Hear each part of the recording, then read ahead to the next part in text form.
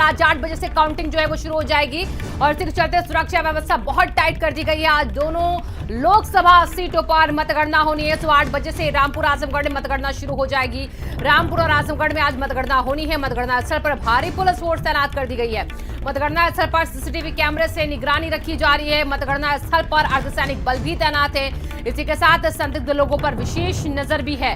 हंगामा बवाल करने वालों से भी सख्ती से निपटेगी पुलिस। तो कई लेयर की सुरक्षा, 3 लेयर की सुरक्षा बताई जा रही है। आज यहाँ पर मतगणना स्थलों पर पूरी तरीके से चाक चौबंद और इसी के चलते लगातार पुलिस के अधिकारी जवान जो है वहां पर तैनात है। ड्रोन कैमरे से भी निगरानी की जा रही है। सीसीटीवी कैमरे से यहाँ पर पूरी निगरानी होगी। इसी के साथ हंगामा ना हो, कोई बवाला ना हो, इसको लेकर भी जगह जगह पुलिस जो है वो चौकन्ना नजर आ रही है। क्योंकि आज आजमगढ़ और रामपुर लोकसभा सीट को उपचुनाव का नतीजा जो है वो सामने होगा और दोनों ही गर्दे की सभा को बचाने की यहाँ पर जुगत जो देखी गई। चुनाव से पहले, चुनाव के बाद लगातार बयानबाजियां हुई। आज किस तरीके से रिजल्ट आता है इन दोनों सीटों पर वो भी देखने वाली बात होगी। जहां सपा की साख दांव पर तो बीजेपी और इसी के साथ बसपा भी जो है वो यहां पर पूरा दम लगाती दिख रही है। आजमगढ़ में हालांकि रामपुर में जरूर टक्कर सिर्फ बीजेपी के साथ है, समाजवादी पार्टी की, लेकिन आजमगढ़ पर त्रिकोणीय मुकाबला है। वहां पर बसपा ने भी अपना कैंडिडेट गुड्डू जमाली उतारा है और ऐसे में वहां से दिनेश लाल यादव निरहुआ बीजेपी के कैंडिडेट है आजमगढ़ सीट से और इसी के साथ धर्मेंद्र यादव जो कि समाजवादी पार्टी से कैंडिडेट बनाए गए वो भी आजमगढ़ में लगातार मेहनत करते नजर आए चुनाव प्रचार के दौरान। और इसके साथ साथ आज देखना होगा क्या नतीजा होगा आजमगढ़ का।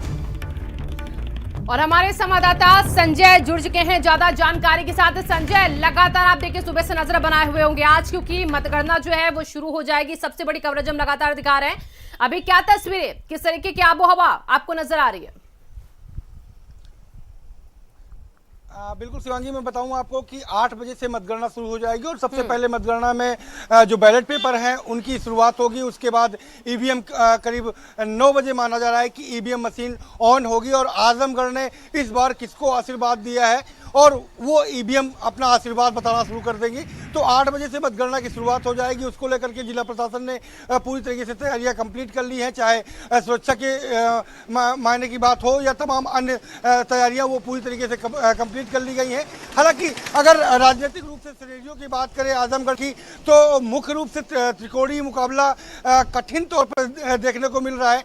जीत जिसकी भी होगी वो कुछ घंटों बाद तय हो जाएगी। जीत किसके सर हो रही है और जीत का सेहरा किसके सर बन रहा है। लेकिन त्रिकोणीय मुकाबला है गुड्डू जमाली बसपा से, समाजवादी पार्टी से धर्मेंद्र यादव और दिनेश लाल यादव निरहुआ जो सिने स्टार है, भोजपुरी स्टार है, उनके तीनों के बीच में त्रिकोणीय मुकाबला है। लड़ाई और जो है वो बहुत कांटे की मानी जा रही है। जीत हार का जो अंतर है वो 30 से 50 हजार के बीच का रहने वाला है। तो अंतर बहुत बड़ा देखने को नहीं मिलेगा। जीत किसकी होगी वो कुछ घंटे में अभी वो परिणाम सामने आ जाएंगे। देखिए, आपने जिस तरीके से वो अंतर बताने की कोशिश की, 30,000 या उससे कुछ इधर उधर हो सकता है, तो यानी मुकाबला तो कड़ा है, इस अंतर से हम समझ सकते हैं। लेकिन इसी के साथ साथ जिस तरीके से आप वहां पर लगातार जमे हुए और आप देख रहे हैं कि रुख जो है बहुत कुछ बदला है, ऐसे में सुरक्षा आज हम देखिए अगर मतगणना से पहले तो कैसे आपको दिख रही है? बिल्कुल बताऊं मैं आपको, केंद्रीय रिजर्व फोर्स जो है वो लगाई गई है। लोकल पुलिस को सड़क से लेकर के और बूथ स्थल के बाहर तक जिम्मेदारियां उनके कंधों पर सौंपी गई हैं। तमाम जो अधिकारी हैं, चाहे सीओ सिटी हो या एडिशनल एसपी, उनके कंधों पर जिम्मेदारियां सौंपी गई कि सुरक्षा के कहीं पे भी चूक न हो सके। चूंकि बहुत कांटे की टक्कर है, ऐसे में चूंकि आजमगढ़ समाजवादी पार्टी का गढ़ कहा जाता है और लगातार समाजवादी का यहाँ पर कब्जा रहा है। इसके पहले अखिलेश यादव जो यहां से सांसद थे वो मैनपुरी करहल से जब विधानसभा जीत करके पहुंचे तो ऐसे में ये सीट खाली हुई और उपचुनाव हुआ। तो ऐसे में समाजवादियों का जो कुनबा है वो बड़ा परिवार यहां पर देखने को मिल रहा है। तो ऐसे में कहीं कोई चूक ना हो उसको लेकर के सुरक्षा के पुख्ता इंतजाम किए गए हैं और रिजर्व फोर्स पुलिस जो है वो लगाई गई है। लगातार निगरानी की जा रही है, ड्रोन से भी निगरानियां की जा रही है। अधिकारी अलर्ट है, कमिश्नर और जो डीआईजी है वो भी अलर्ट है। शिवांगी, ठीक है। और संजय जरा ये भी बताइए, क्योंकि देखिए बहुत कम वक्त बचा है 8 बजे से, क्योंकि काउंटिंग शुरू होनी तकरीबन आधे घंटे का वक्त है। ऐसे में बैलेट पोस्टल पेपर से भी क्योंकि काउंटिंग होगी, वो 8 बजे से शुरू हो जाएगी पहले। हाँ बिल्कुल, सबसे पहले बैलेट पेपर की काउंटिंग शुरू हो जाएगी, क्योंकि बैलेट पेपर में जो सरकारी कर्मचारी हैं उनके और जो मत हैं वो ओपन होंगे। उसके बाद ईवीएम की मशीनें जो हैं वो एक साथ खोली जाएंगी। तो ये माना जा रहा है कि करीब 1:30 से 2 बजे तक के जो परिणाम है, टेंटेटिव परिणाम की कौन जीत रहा है उसका अंदाजा बेहतर ढंग से लग जाएगा। हालांकि पूरे परिणाम आने में समथिंग 4 बजे तक का वक्त जरूर लगेगा, लेकिन 2 बजे तक तस्वीर क्लियर हो जाएगी शिवांगी। ठीक है। और देखिए वहां पर संजय जो पोलिंग बूथ है वहां पर सुरक्षा तो टाइट होगी, क्योंकि ड्रोन कैमरे से भी कहा जा रहा निगरानी हो रही है, सीसीटीवी कैमरे का भी सहारा लिया जाए। इसी के साथ पुलिस भी चौकन्ना है, कोई भी हंगामा ना हो, कोई भी बवाल ना हो, इसकी पूरी वहां पर निगरानी हो रही। तो पोलिंग बूथ के बाहर कैसे आप देख रहे हैं अभी पुलिस की तैनाती? बिल्कुल पूरी तरीके से तैनाती की गई है। जो एजेंट बनाए गए हैं उन एजेंटों को ही अंदर जाने की अनुमति प्रदान की गई है। जो समर्थक है उन्हें पूरी तरीके से रोक लगा दी गई है। बड़े वाहनों को उस इलाके पे आने के लिए रोक लगा दी गई है। जो किसी प्रकार का मजमा न जमे उसको लेकर के बेहतर इंतजाम किए गए हैं शिवांगी। इसी के साथ संजय देखिए, जैसे कि जब वोटिंग डे था उस दिन तमाम आरोप समाजवादी पार्टी की तरफ से लगाए गए कि वोट नहीं डालने दिया गया, लोगों को मारा गया है, उनको कैद कर दिया गया, महिलाओं को नहीं आने दिया गया, विशेष समुदाय को लेकर भी या आजमगढ़ में भी चर्चाएं हुई हैं रामपुर के साथ साथ। कैसा हुआ है वहां पर भी? तो ये जो आरोप प्रत्यारोप लगे तब समाजवादी पार्टी चौकन्ना दिख रही थी कि कुछ गड़बड़ी हो सकती, पहले ही हो हंगामा शुरू हुआ। आज क्या सपा के कार्यकर्ता वहां पर पहुंच रहे हैं जहां पर आज ये काउंटिंग शुरू होगी? केवल सपा के ही नहीं, किसी भी दल के समर्थकों को आने के लिए अनुमति प्रदान नहीं की गई है। जो केवल एजेंट बनाए गए हैं, जो प्रत्याशी हैं, उनको अनुमति प्रदान है। वो जो ऑथेंटिक तौर पर जिला प्रशासन के द्वारा जिनको कार्ड इशू किया गया है वो लोग पहुंच रहे हैं और पहुंच करके वहां पर गिनती शुरू कराएंगे शिवांगी। ठीक है, बिल्कुल। देखिए संजय, आप जिस तरीके से वहां पर लगातार नजर बना के रखे हुए हैं और आज जो रिजल्ट आएंगे उससे बहुत ज्यादा वक्त बचा नहीं है, नतीजा आने का हर एक को इंतजार है, क्योंकि कल की रात बहुत भारी होगी, चाहे वो कोई भी कैंडिडेट क्यों ना, उसके लिए आजमगढ़ हो या रामपुर। अब ऐसे में आजमगढ़ में इस बार जिस तरीके से आप पैमाना एक बता रहे हैं कि 30,000 का अंतर हो सकता है, उसके आसपास रह सकता है, उससे तो साफ हो गया है कि त्रिकोणीय मुकाबला असर डाल रहा है। गुड्डू जमाली वो किस तरीके से आपको लग रहा है खेल किस हद तक बिगाड़ते दिख रहे हैं वहां पर संजय? बिल्कुल, जिस तरीके से इसके पहले का जो लोकसभा चुनाव था, जो गठबंधन के सहयोगी के साथ में लड़ा गया था तो वो की जो तस्वीर थी वो दूसरी थी, लेकिन इस बार की तस्वीर गुड्डू जमाली के आने के बाद चेंज हो गई है और मामला त्रिकोणी बन गया है शिवांगी। अब देखिए संजय, ये भी कहा जा रहा है कि गुड्डू जमाली स्थानीय हैं, वो स्थानीय होने के चलते चलते वो कोविड काल में भी लोगों की मदद करते रहे और ऐसे में उनको इस बात का भरोसा है कि इस बार वहां का स्थानिक कैंडिडेट ही जीत पाएगा। आजमगढ़ में इस बार स्थानिक कैंडिडेट को ही लोग प्यार देंगे, तो उनका ये दावा जो है वो कितना आपको मजबूत होता दिख रहा है अभी वहां पर? क्या इतना आसान होगा सिर्फ कि स्थानिक कैंडिडेट होने के तौर पर उनकी जीत का ये दम भरना? बिल्कुल, गुड्डू जमाली ने नो डाउट बहुत अच्छा चुनाव लड़ा है। लोकल होने का उनको बेहतर फायदा मिला है और चूंकि 2 बार से वो विधानसभा के सदस्य रह चुके हैं, यहाँ मुबारकपुर से आजमगढ़ की जो विधानसभा सीट है, तो उनको बेहतर फायदा मिला और जितनी उम्मीद की जा रही थी उससे अच्छा चुनाव उन्होंने लड़ा है। यही वजह है कि बीजेपी के चुनाव गुड्डू जमाली के लड़ने की वजह से थोड़ा सा कमजोर हुआ है और त्रिकोणी हालात बन गए, वरना लड़ाई सपा और भाजपा के बीच में थी शिवांगी जी। और देखिए ये भी कहा जा रहा है संजय की तरफ से कि और बीजेपी की तरफ से भी कि पहले जब 19 का चुनाव हुआ था तब बसपा साथ थी सपा के और उसका फायदा मिला था आजमगढ़ में कहीं ना कहीं, लेकिन इस बार बसपा भी अलग है और सपा भी अलग है। ऐसे में बीजेपी इसका कितना फायदा उठाती दिख रही है?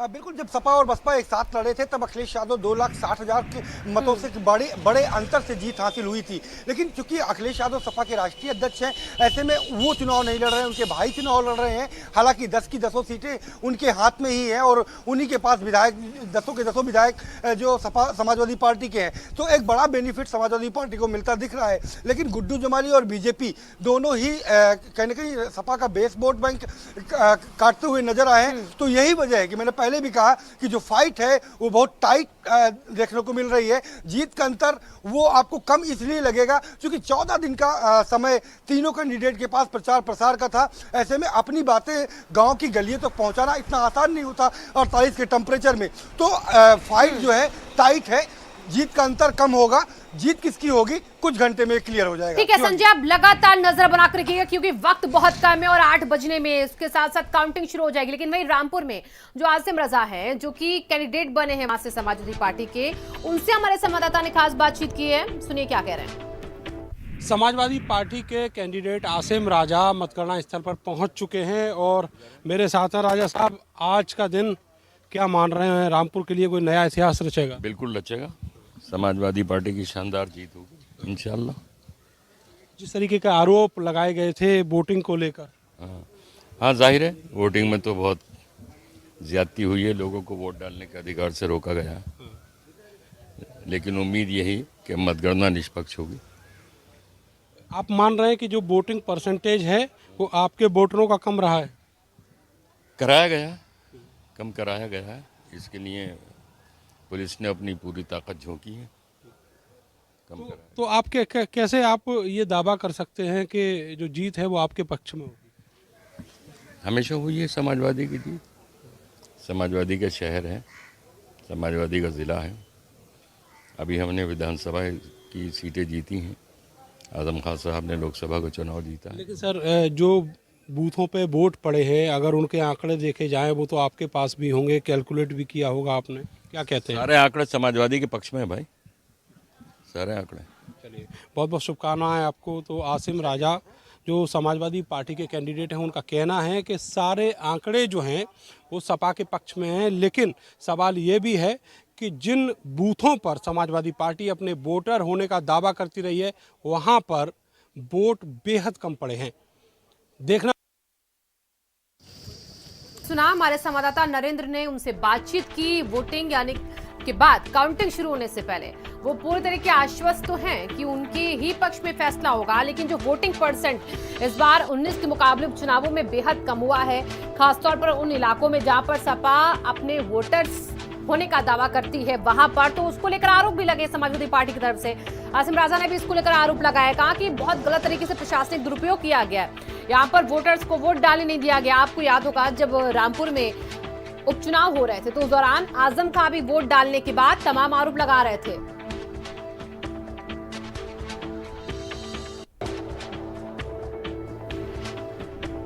और हमारे साथ हमारे संवाददाता लखनऊ से अजहर भी जुड़ चुके। एक बार मैं चाहती हूं उनका रुख कर लूं अजहर, क्योंकि देखिए रामपुर में हमारी नजर है, आजमगढ़ में हमारे रिपोर्टर वहां पर हैं, संजय वहां से अपडेट दे रहे, नरेंद्र रामपुर से हमें अपडेट दे रहे हैं। लेकिन अब यहां पर बैठकर कैसे पूरी निगाह दौड़ाई जा रही है दोनों लोकसभा सीटों पर जो उपचुनाव हुए हैं?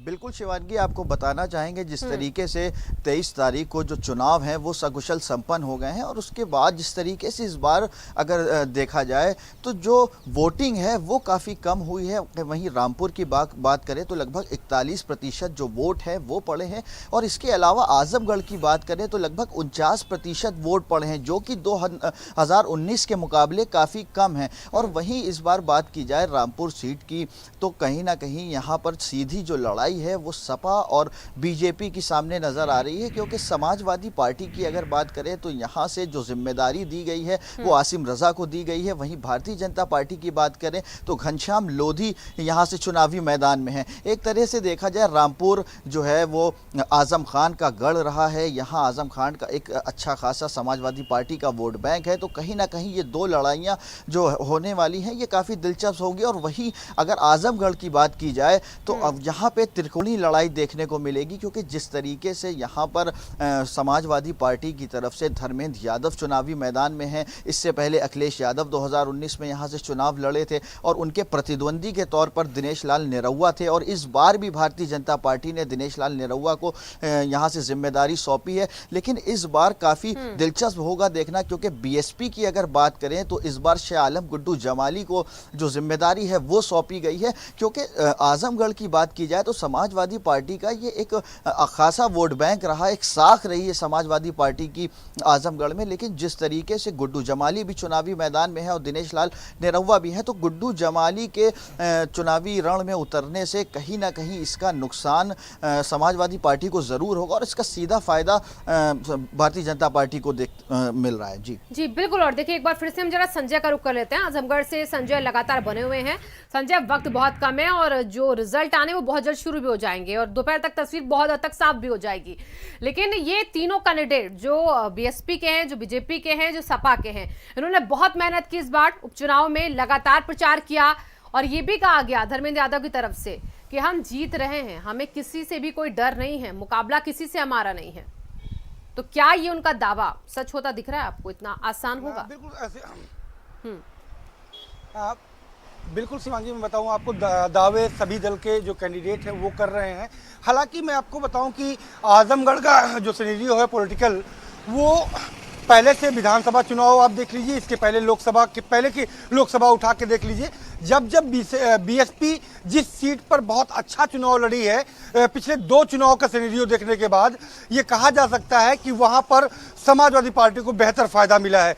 क्योंकि जिस तरीके से मुस्लिम वोटर्स 30 से 35% काटने में सफल रहे हैं गुड्डू जमाली, तो वहीं दलित वोटर जो बसपा का बेस वोट बैंक है, उस पर उन्होंने 70 से 85% तक का कब्जा जमाया हुआ है। तो वो दलित वोटर जो पिछले लोकसभा में काफी हद तक बीएसपी के से कुछ उछल करके बीजेपी की तरफ गया था, वो आजमगढ़ में बीजेपी के खेमे में नहीं जा पाया है, जिसकी उम्मीदें जताई जा रही थी। माना यह जा रहा था कि राशन वितरण और कोविड काल के दौरान बाकी तमाम अन्य योजनाओं का जो लाभ है, उसका फायदा बीजेपी को आजमगढ़ में मिल सकता है, लेकिन उस पर गुड्डू जमाली ने पानी फेर दिया। ऐसे में लड़ाई जरूर त्रिकोणीय है, पर फाइट में सबसे आगे की रेस की अगर बात करें तो समाजवादी पार्टी आगे बढ़त बनाते हुए अभी से दिख रही है। चूंकि गढ़ है, 10 सीटें उनके हाथ पर हैं और 10 के 10 सेटिंग विधायक उनके साथ हैं, तो ऐसे में पहले से ही जो मनोवैज्ञानिक बढ़त है वो उनके पास है,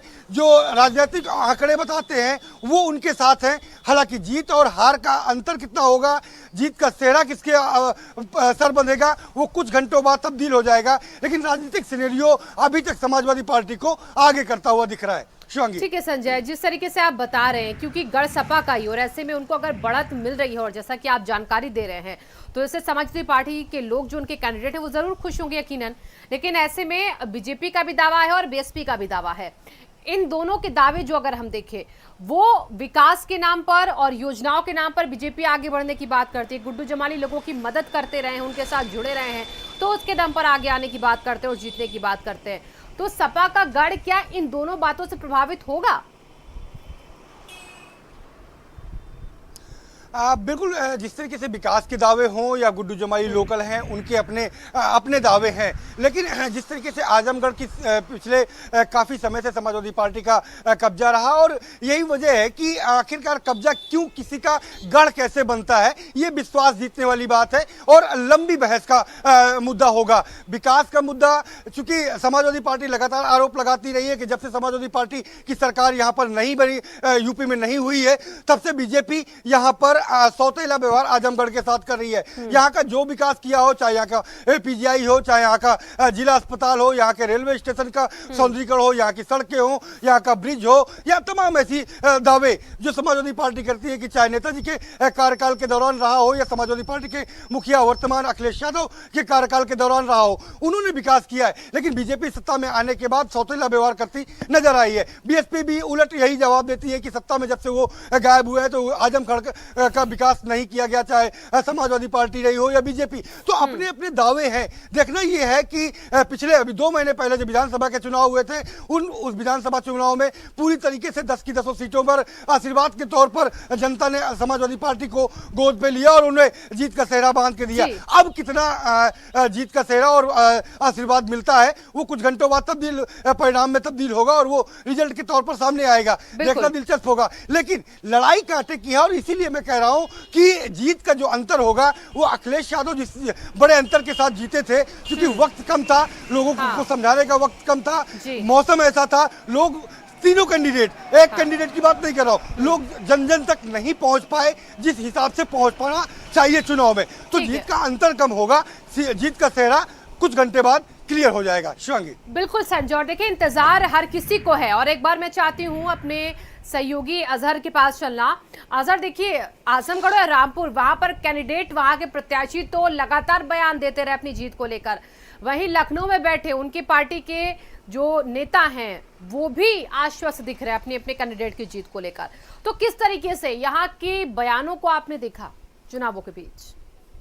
बिल्कुल शिवानगी, देखिए जिस तरीके से चाहे वो आजमगढ़ की बात की जाए या रामपुर की बात की जाए, तो कहीं ना कहीं इन क्षेत्रों में समाजवादी की पैठ काफ़ी ज़्यादा मजबूत है। तो कहीं ना कहीं समाजवादी पार्टी के जो कार्यकर्ता हैं वो पूरी तरह से आश्वस्त है, भले ही जो वोटों का पैमाना है वो इतना ज़्यादा ना हो, जो जो जीत के आंकड़े होंगे वो इतनी ज़्यादा दूरी ना हो, लेकिन फिलहाल समाजवादी की पार्टी की जो जीत है वो कहीं ना कहीं सुनिश्चित नज़र आ रही, क्योंकि अगर जिस तरीके से विधानसभा चुनाव के रिजल्ट देखे जाएँ तो कहीं ना कहीं समाजवादी पार्टी ने एक लगभग आजमगढ़ की बात की जाए तो लगभग 10 सीटों पे चुनाव जीता था, वहीं रामपुर की बात की जाए तो कहीं ना कहीं समाजवादी पार्टी की जो जीत है वो कहीं ना कहीं सुनिश्चित होती बिल्कुल नजर आ रही है। ठीक है, आप दोनों का बहुत बहुत शुक्रिया तमाम जानकारियों के लिए। पल पल की अपडेट मैं आपसे लेती रहूंगी वापस आकर, लेकिन आज बड़ी जंग है और इस जंग का रिजल्ट क्या होगा वो देखना होगा। वोटिंग जो है वो कुछ ही मिनट बाद जो है वो शुरू होने वाली, काउंटिंग जो है माफ कीजिएगा वो शुरू होने वाली है और काउंटिंग के